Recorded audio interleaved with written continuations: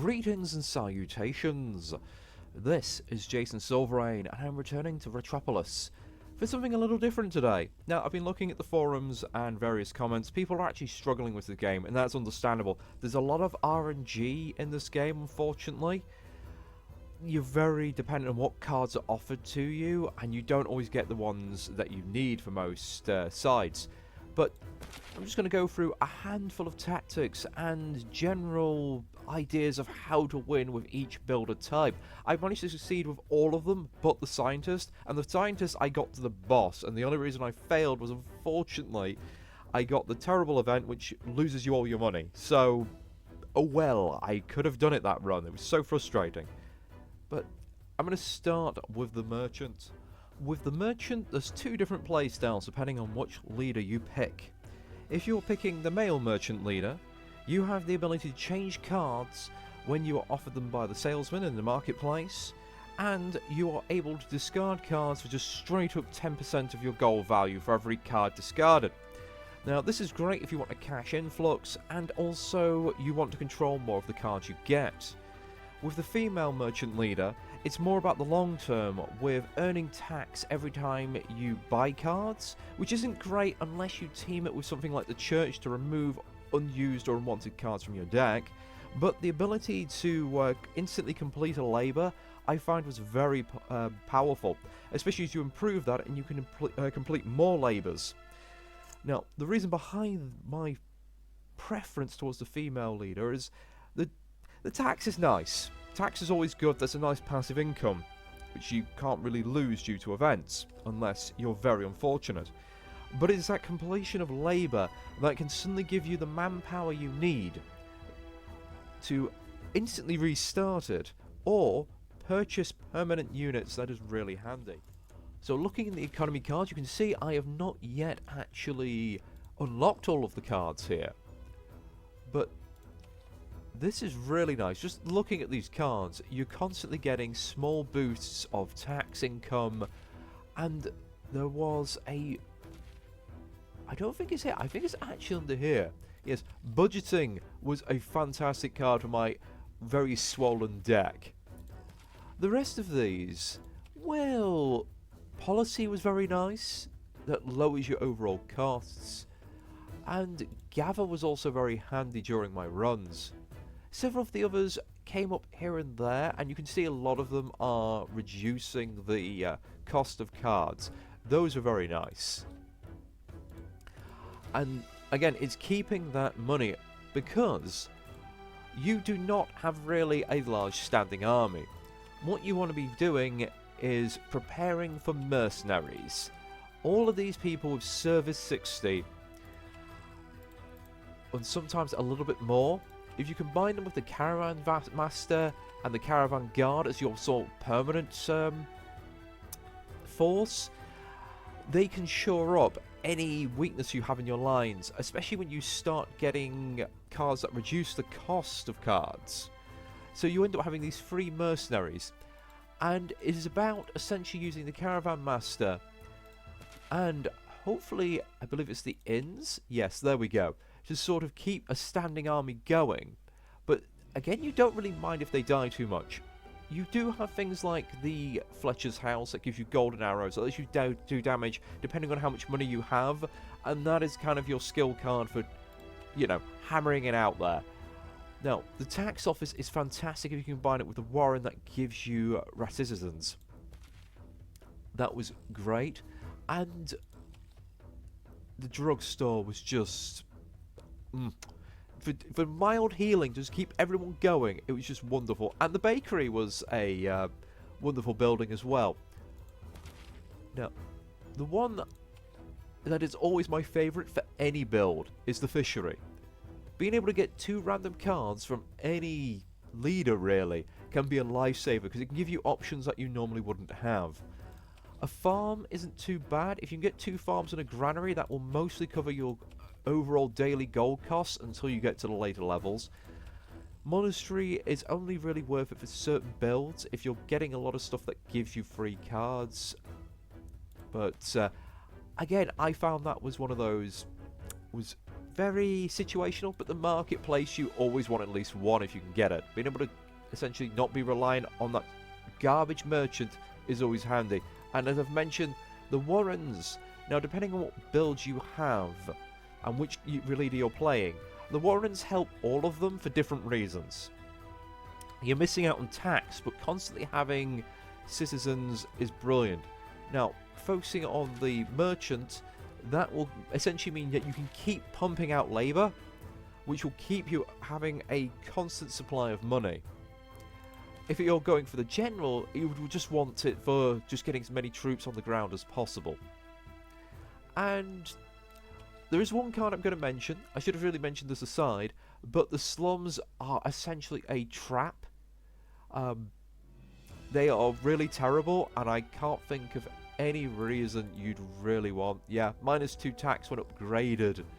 It's just, ooh. Moving on to the general. Again, your playstyle is decided by which general you pick at the start. The male general. Now, he has the wonderful ability of every time you obtain military cards, you gain 2 citizens. That's really good. But it's a little vague when it says obtain military cards. I don't know if this gives you citizens if you obtain them via sort of temporary measures, or if it's every time you purchase one of these cards.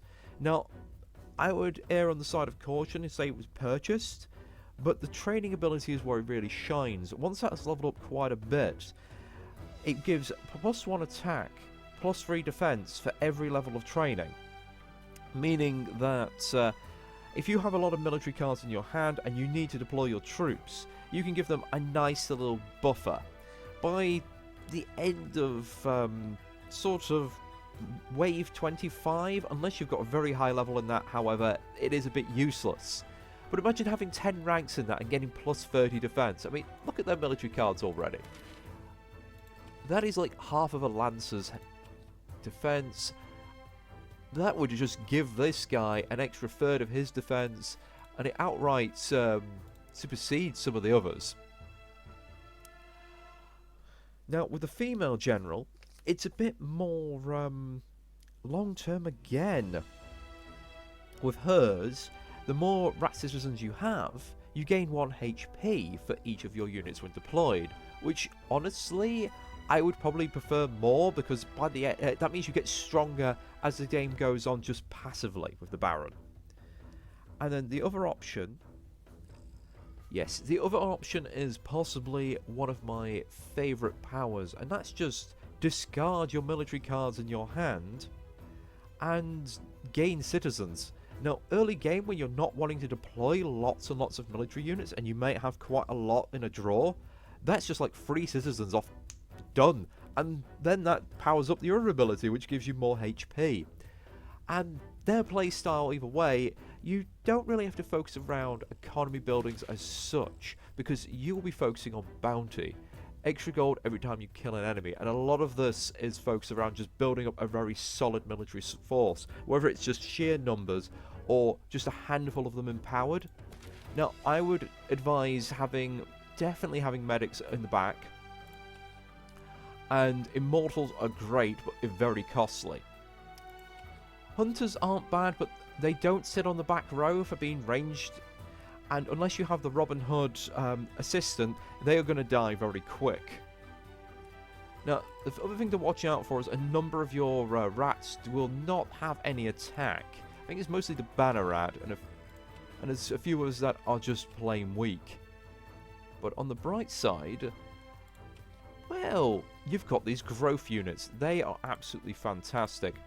And really the whole playstyle of the general is pulling out these growth units. And while they start off pretty trash, as soon as they've killed enough enemies, or you have special abilities from buildings that provide growth or from skill cards, then you start getting these much better units later on. Now, I found legionaries were very fun because they've got that huge chunk of armor and they do power up the more legendaries you have. But the real stars of the show were the hammerers. AoE attack, stun for a second, enough of these guys in one spot will just stop a whole wave from really retaliating. And of course, you finally get your longbow rats as well. Rear rank archers, so you don't have to rely on your hunters. They may not have the bounty ability, but enough of them with the right backup will definitely keep things going. Though they do cost 2 rats, so really, anything that gives you citizens will really be a boon here. Now, some of the fun ones. The first aid station, I would definitely say, is fantastic. The tannery, alright when it's upgraded, but just because it adds a solid bounty bonus, it doesn't really do much else. It's a bit of a trap, which you could be sticking defensive buildings in instead. And again, the horn, not great. Can't advise it. The armory, however, oh yes, you start getting armories, they're fun if you've got space. Courtyard as well is absolutely fantastic, even before it's upgraded. As is the camp. The camp was another firm favourite, lots of rat citizens, better than a house, and it buffs your allies. And the barracks I found was just, if you want things going on, there we go. Academy and barracks together will get you a very solid military force. Again, getting the gold is a little bit more difficult. You do want to play somewhat risky. You want definitely a bounty hunt if you get it, or hunts, which is, I would say, hunt is better at low level. Bounty hunt is better if you've got a lot of bounty providing items by the end of the game. Wanted is one you just want to get early and constantly keep going to build up that passive bounty to something ridiculous by the later waves, and you'll never run out of gold. Now, most of these, they're somewhat alright. I mean, the War Fund is fun. That is hilarious. Aggro is one you'll get very early, and danger cards are not to be underestimated. They will throw pretty much either absolutely fodder at you, but at later waves that fodder becomes very dangerous just supporting the main wave. But it's more ways of killing things nice and quick if your military force is recovered or you've got decent defensive buildings backing up your allies. Now, I think that's enough of the general. Let's have a look at the builder. Now, all of this is relatively simple. Builder has relatively solid economy cards. None that really stand out in my head. I mean, most of them are a slight disadvantage. I mean, poor construction, wall taxes. Wall taxes is one that's weird. If you get something that can make your walls somewhat resistant, that's quite fun. And I believe I should really focus on the leaders before I continue further. Now, in order to follow up our previous statement, I'm going to start with the female builder leader this time. Her main abilities are, every time you play walls, you gain 2 expansion cards. Not too bad, but ultimately that ability will run out, as there's only a limited amount of walls you can make. Her second ability allows the wall to become invincible for 5 seconds, which could earn you that money, but honestly it's just a stopgap, and each of her level ups only gives an additional 2 seconds, which I think is ultimately very weak. I did try using it, and it did save me a few times, but I can't say it was great. The male leader, however, you can play cards on top of other cards when it comes to buildings. That's a one way of upgrading them rather than losing those valuable expansion cards. But the real ability, which makes me lick my lips and has saved my ass so many times, is you discard a card, you gain a random building card, one of the ones that fade after you discard your hand. And that is very good because you can get buildings that you normally wouldn't have access to, and it gives you potential access to all these wonderful defensive buildings which are amazing. The builder obviously is going to have the most buildings in the game, and if you have enough wide walls, you can see in here, rat in a box, you knock your enemies back. It's absolutely fantastic. That buys you time. Even better if you put it next to a spike pit trap. 5 damage is next to nothing. Early in the game, that'll do a little bit of damage, but it's good if you have it on your outmost walls where you're constantly losing troops. Vine Launcher. That's a fond favourite of mine. If you combine it with things like the Ballista, all this knockback is amazing. I can't say I like any flame weapons. Flame weapons seem to be a little bit broken. Now, if I go back to the rest of the buildings, here we go. Cloak is surprisingly good. Though be wary of putting it too close to your walls, because it will make your walls invisible. Now, this will mean that the enemies can walk past them. But what it does mean, however, is you can repair all the buildings, you know, within that area. You don't have to rebuild the wall first. And of course, you've got the Ratopia, which is amazing. It could be upgraded to level 5. I never got that far, I'll be honest. Now, the shooting range is damn good. I can't really say much more of that. It essentially gives all of your defensive buildings, the ones that are attacking the enemies, a big old boost. Same with the masonry. And the lumber mill is good early game, but if you're going for a long run, I would probably say that it's one you can demolish later on. But there we go, Demolisher. That lets you demolish cards. So if you're wanting to like swap out your build, that's a good one to have. And Watermill, if I remember the work cards, they essentially boost production of a building, which means they're more likely to use their active abilities sooner. And here we go. These. The flame tank, I can say, was pretty trash.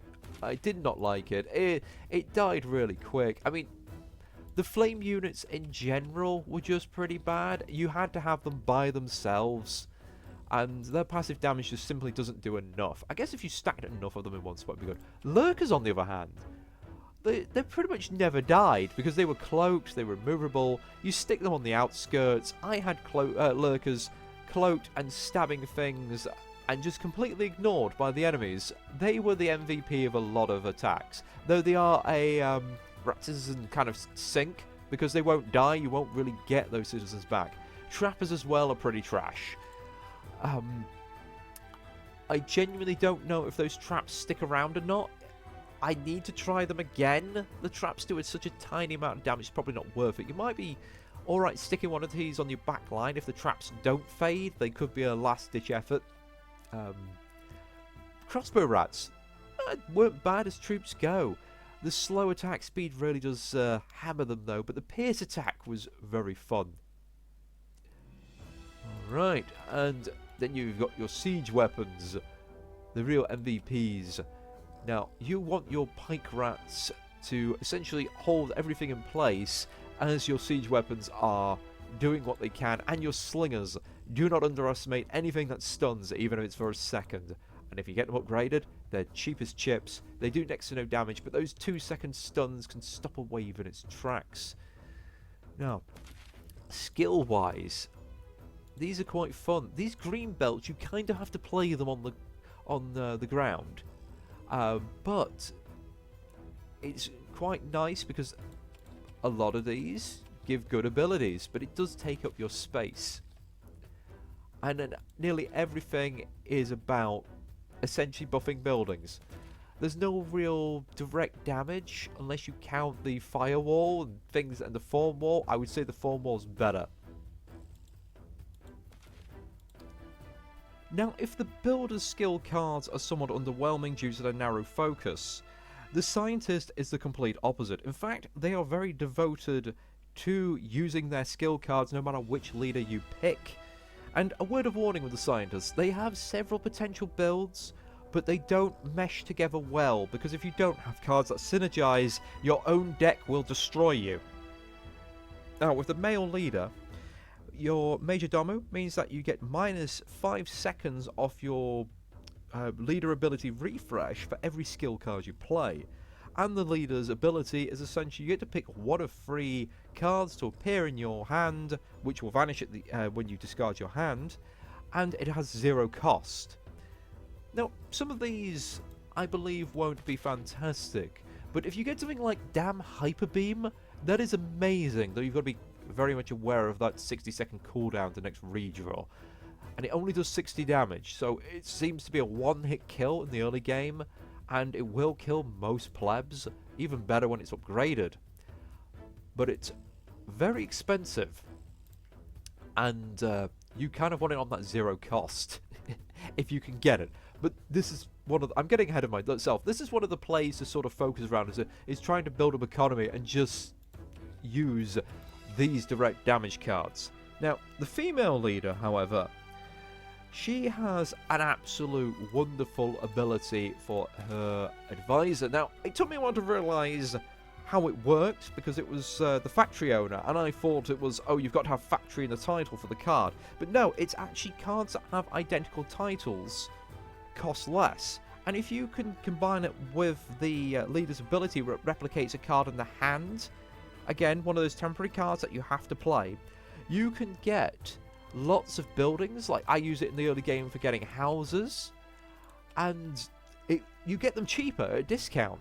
And the more that levels up, more copies you get. So you could get quite a few lightning rods. These are pretty fun. If you get them near the front, they start doing a little tiny amount of damage and applying electron, which, as you can see, 3 stacks of electron, all stacks are consumed, and the unit takes 20 damage. And there's quite a few things that, there we go, plus 50% damage to electron, or 75%. Electron building is a wonderful way of having a passive defense, but again, most people say it's a bit of a trap. But one of the main methods you can use for it is your ratons, because your basic raton, the electric raton, applies to adjacent enemies, which is also fun, which is all good. But they die so quickly. Even the defensive raton dies very quickly, which does give you scrap cards. And how scrap cards work is every time you use your leader ability, they transform, and there's a number of transforming cards in this deck. There's also a few skill cards which can use scrap, and there's plenty of building scrap. I mean, I would prefer going for an electron build, using like Thunderstorm and the buildings as a sort of backup, whilst focusing on skill cards to do my major damage, especially if you get reuse. For the next 10 seconds, your next skill card is played 2 times. Now that is pretty fun. What I don't know, however, because of the vagueness, is if you have to pay those additional costs, because I have tried this with Hyper Beam and it did not play the card, so I suspect you need the cash to play it multiple times. Again, hopefully I can confirm this later, or if anyone else is playing this game, let me know if you can do that. Now, where is the card I am searching for? There is a very particular one that I was hoping for. I can't seem to find it. There we go. The scrap cards to change it into temporary raton cards is a good one if you want to build up an immediate force, or scrap shower as well.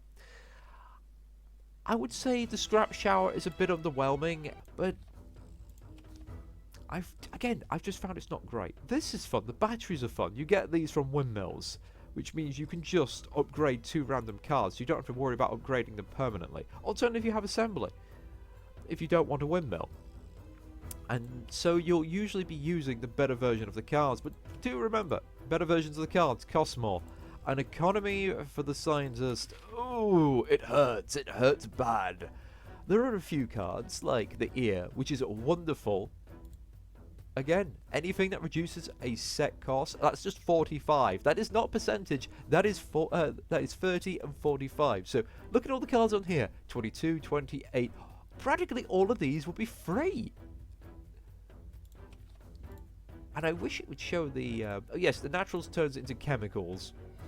Chemicals is really good for reducing permanent costs as well.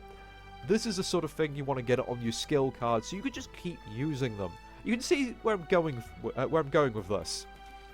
There's a lot of stuff that chains together, and you have to essentially build yourself up. Because if, say, you get the Egget, or several Eggets, to keep building up the damage on your skill cards, and then you have your naturals, which you start with, you keep turning the chemicals and reduce the cost of, say, the Hyper Beam, well, you've got a very devastating card there that you can just play all day without worrying, especially if you have factories for the redraw reduction.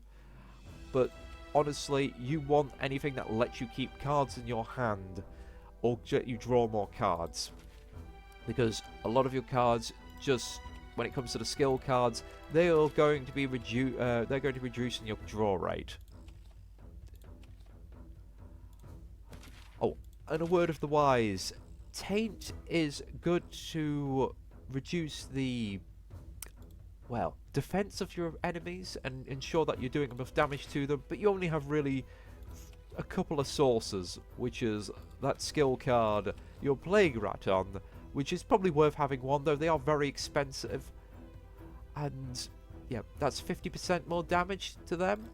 If you're going for the Ratons, I would go with the Surprise Raton. Again, it's very expensive for what it does, but it will at least give you a breather. And, well, Lab Rats. Some people like them. They've got an okay defense. They do turn into mutants when you use the leader ability, which, again, makes them very tanky. But just that +2 card deploy is fine. And Plague Doctors. They are rubbish, I'm just telling you now. I've had like 5 Plague Doctors behind a wall throwing for about a couple of minutes, and they could not kill a single damn thing. I've heard the Musketeers are good, but you can see I've not unlocked them yet. So, if I had to pick a single play style for the Scientists, which is relatively consistent in its victory, and it's a little difficult to do, it would actually keep a very small hand. Get rid of most of the cards you don't need, if you can. Keep your hands on having reuse, hyper beam, and anything that reduces costs. Aim for buildings that increase skill cards. If you don't have hyper beam, then Storm is also very good. And it is just essentially turn yourself into a blasting beam using artillery cannon via skill cards. That does seem to be the method that most people advise. Burst especially is one you want on your deck if you're going for that build, because there we go, it costs you money, but you will be doing a lot of damage if you can play your cards fast enough. Your biggest problem is economy, however. Get in here nice and early, that will help you. Same with morphing your naturals into chemicals whenever you can. And if you can get anything that can just give you gold over time, like farms and granaries, I advise it, because you won't be earning that much gold as the Scientists, because as you can see, nearly all of their cards, all of their cards are about either enhancing skills, doing damage, or bonuses to things. There's nothing here that will give you economy. Now the Shaman. The Shaman was a real hard nut for me to crack, because I couldn't initially get my head around the play style, but it's all about sacrifice, which is a bit different for me, because I'm attempting to be a turtle player. Now, I'm going to say now, straight out, that the male Shaman is much better than the female, for me. 5 damage every time one of your allies dies to all enemies is wonderful. That's straight up damage. And for every card you have discarded, essentially in your card tomb, which would be like essentially cards that are going to be shuffled back into your deck, you gain +1 soul, which is wonderful. And that increases for every level you have for your leaders. So if you've got 2 ranks, that's 2 souls for every discarded card, 3 ranks, 3 souls, and you can build up all of these soul buildings incredibly quickly with your leader ability. The female leader is essentially every time you discard your hand and every time you redraw your hand, should I say, any cards discarded reduce the move speed of your enemies by 6%. Not very helpful when the enemy are already at your walls. Might give you enough time to sort of slow them down. And the leader ability is remove 1 ally and add 1 curse to all enemies. So it means you have to sacrifice your units, which you've paid for, on your walls and stopping your walls from getting destroyed. And you can't pick which one it is, so it's randomly picked. So it could get a really good one, rather than, say, a skeleton which is going to fade in a second. And the more that's leveled up is more people get sacrificed for more curse. It is not worth it. Not when you could be building up your various things to just be a curse throwing, just melt everyone coming to your walls opponent. Now, for me, Shaman, how I won in the end was to build up my walls as far as I could. And what you have is people meant to die. Now, you want to get rid of your useless town guards because they're behind your walls and won't die quick enough. What you'll start with is, where we go, the Skirmisher, immune to curse, very nice. +1 card hoard, which is all good because you get extra cards every time you do it. Fun, reasonably tanky for the beginning of the game, can hold the enemies back for a few seconds before they die. And now, I will say, the Chief is useless unless you get him as a free one-off card, sort of one of those special cards that you get in your hand and is then destroyed if you don't play it. They're fun to just act as another sacrifice card. They'll hold the enemy back just for long enough. They'll give you a nice bunch of skirmishers, which you can also play. But the Priestess is what you kind of want here. You want a handful of skirmishers, maybe warriors. Actually, I would say definitely warriors if you can get them on your front lines at your furthest point, purposely in front of your walls. Now, this is a bit different to maybe if you've seen how I play. I tend to have a wall that is always going to go down right at the front because there's numerous enemies that will just run past people, jump over the walls and keep going. So a ideal way to play is to have your outermost wall undefended. These jump enemies jump over, and as the rest of the forces are attempting to destroy the wall, hopefully being shot at by tower defences, these enemies will keep running forward and then get killed by your actual defensive line.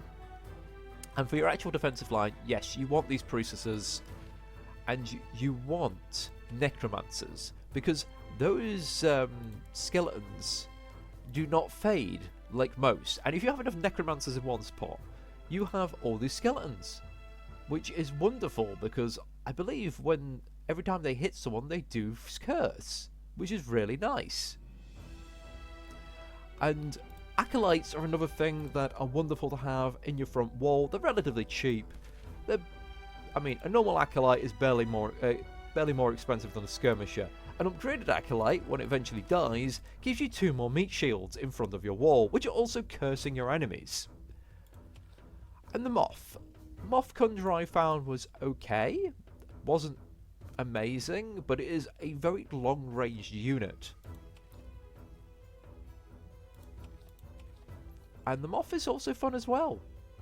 I don't remember actually getting the Moth card. I just thought this is the unit it deploys in front of it. But yeah, there we go. On hit Confusion. This is why the Moth Conjurers are hilarious, because Confusion makes them turn around and start attacking their own side. Which, when you have those damn lizard men who can just attack, and are so fast, they will cut each other apart. So, yes. Keep your skirmishers in the front, building up souls for basically being your sacrificial pawns. You have a line of necromancers, Moth Conjurers, and priestesses, just to give an extra line of tankiness, because apply shield to adjacent allies, it blocks the next instant of damage. Remember, if you have 2 priestesses on the same spot, that will ensure that they will actually put shield on one another. And the druid as well is okay, because she is also a range attacker. Earth spirits, as you may see here, they're not great. There is a building that will let you buy them for free. Now, as I've mentioned, doing souls for buildings. A mushroom farm, you want at least 1. It's cheap, it's cheerful, and it will give you a regular supply of gold, even faster than a farm. Temples are where it's at. They are huge, mind you. But if you can get an upgraded temple, that will give you so much soul. It doesn't seem like much, additional 2 soul, but it really does add up. The shrine, I'm going to outright say, is a trap. It's useless. The 3 seconds mean nothing. The ziggurat, however, gives you resistance and deals a reasonable amount of damage. It's a bit large, and again, probably not worth it if you have better defences, but if you don't have any defences, you can't go too far wrong with a ziggurat. Shamanic trees are wonderful because they apply to skeletons. They also apply to the earth spirits. Now, I'd say have at least one summoning pit. You don't really need more than one. The earth spirits are relatively tanky, and while they do low damage, they're definitely a boon to have. If it gets upgraded to 5, that's fun, but they're only going to be around for 60 seconds. Though do remember, once they fade and die, they do leave a soul. So they half pay for themselves. The problem is it's the foremost defensive wall, which is not exactly clear. And if you're attacked at both sides, you might not find them going to the place you want. The graveyard, I would say have at least one, because being able to get all of the military cards out of your card tomb in one go when you really need to play some troops down to fight the enemies, or just as sacrifices, can be a lifesaver. And the ghost tower, this is what you want. For general waves, this is the thing you want. You want at least 2 of these if you can get them, or just one upgraded one, because 60 soul is nothing once you get enough upgrades, especially if you upgrade that leader ability, and you'll be just piling damage over time onto your enemies as well. Now, beehives are alright, but you have to activate them yourselves. If you get sparrow nests, 2 sparrow nests and your front lines can genuinely change a course of a battle. Every 10 seconds, 20 AoE damage and stuns for 1 second. The beehive was alright. I had like 2 sparrow nests and a beehive. This stunned them. Then it gave me enough time to activate the beehive. It is so damn expensive though. The purifying plants are pretty small. They're about the size of a normal house. They are really fun if you have a curse build. It's always worth to sneak them in here and there because they're passive. You don't have to worry about them. Now, skills. This is really fun. Prey is alright, but be wary of that labour cost. Soul calling. It was alright. I would say it was an optional. If you've got essentially a big pile of people who are about to die, dump it on there, but most of the time it's not great. Now, let me have a look. I never really used seal. Now, where is it? You've got to be wary of some of these, because they will require you to kill your own units to do them, which is not always viable. The Wailing Wall was hilarious. When I had the rat skeletons that were about to die, or people about to die, it was a case of num num num num, eat my allies, give HP to those walls. It's only 1 though, or 2 if you upgrade it, so it isn't fantastic. Absorb is also a good way to kill off skeletons that are about to fade out anyway and get more additional souls. But I can't advise it. If you get it for free in your hand, you get something that's something that gives you the card. It's worth playing, but the ones you want to look for is if you can get a rat warren, get plenty of rat citizens, because you'll want curse cards. Curse is absolutely amazing. And also the one to go with it, which I've skipped past, is Mind Shatter.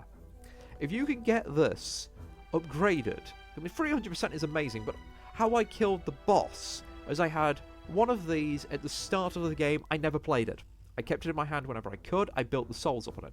It had 4,000 souls on it by the time the boss came.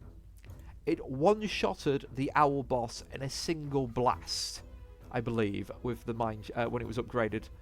And I really wish I'd recorded that run. I had a second one built up as well, not quite as high, like it was a couple of hundred. And this works well as well for the Soul Reaper.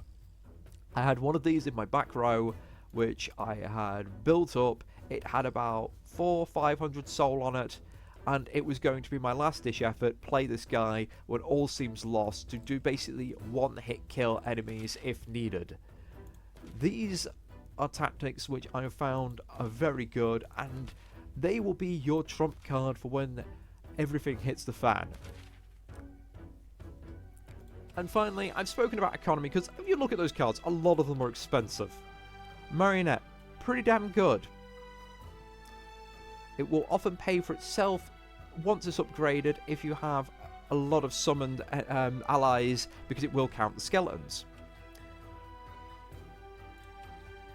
Tithe, it was okay. Can't say it was fantastic. It was a bit of a trap, because remember, your skeletons only get summoned every so often. Mushrooms, however, mushrooms are just a solid economy card, and you can't go wrong with mushrooms. And again, Forbidden Trade is, you'll start with it, and it's one worth building up, probably not using at the start, but just keep that built up with the souls, and use it as your, hey, I need an emergency stash of money right now to buy that building I really need. Or get that thing from the trader. Other than that, I would say the Spirit Shard is possibly your next best card. You can't play it right away, but at the end of the game, you've probably lost a lot of allies, and it'll be much cheaper, and then it'll be actually worth using. Funeral as well, probably not worth it. You need at least 4 allies to die before you even becomes a positive, even more so if you upgrade it. So beware traps like that. Or when you have economy cards, always check their actual cost, bar the amount you're getting back. Last but not least is the Navigator. Now I'm going to say a few things that are a bit counterintuitive because they go against the styles of play that are advised on the forums. And I'm going to cover each of the leaders individually for this one because they have 2 very different decks.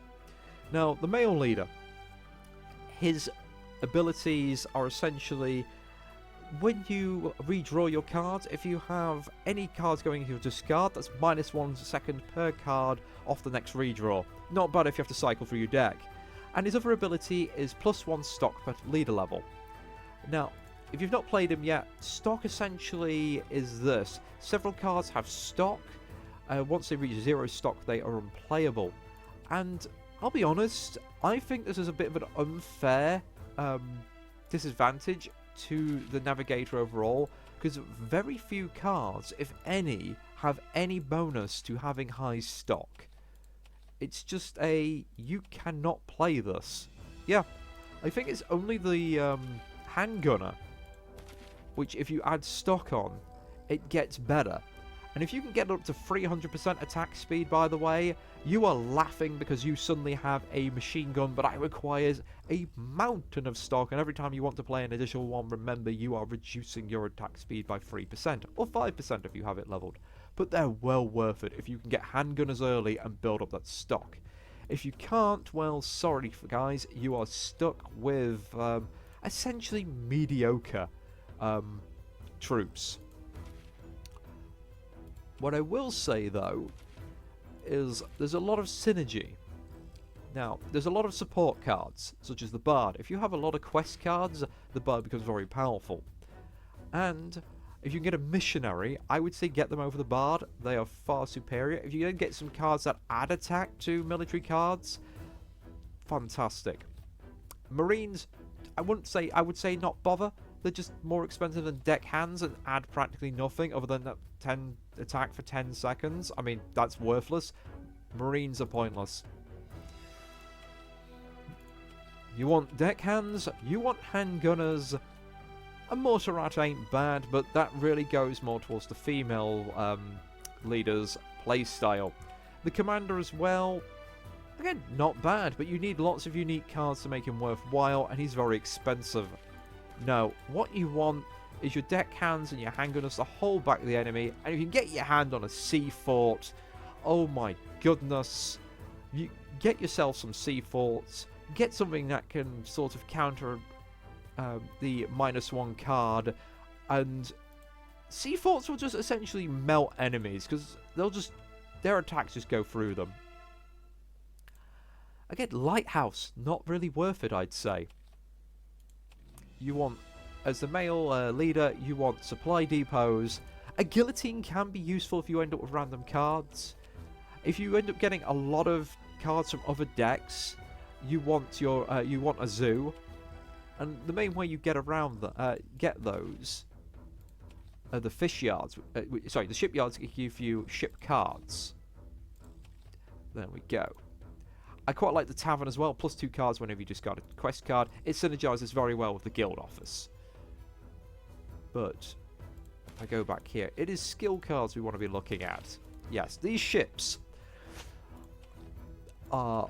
I've never used them. Everyone says use them to essentially get cards from other leaders. But it requires you to discard a card and then transform that card into a different card. So your deck ultimately keeps warping. And if you don't get a good card, because you don't get to select it, as far as I know, then your deck can become, well, essentially useless. Now, I can see this is a way of you getting rid of 0 stock cards that you no longer want to use. Personally, I'd rather use the fishing. Fishing is too common to rare cards from other leaders. I've had 2 fishings in my deck, and they have got me everything I needed. I've not had to muck around with all these ship cards. And I think that's about it for the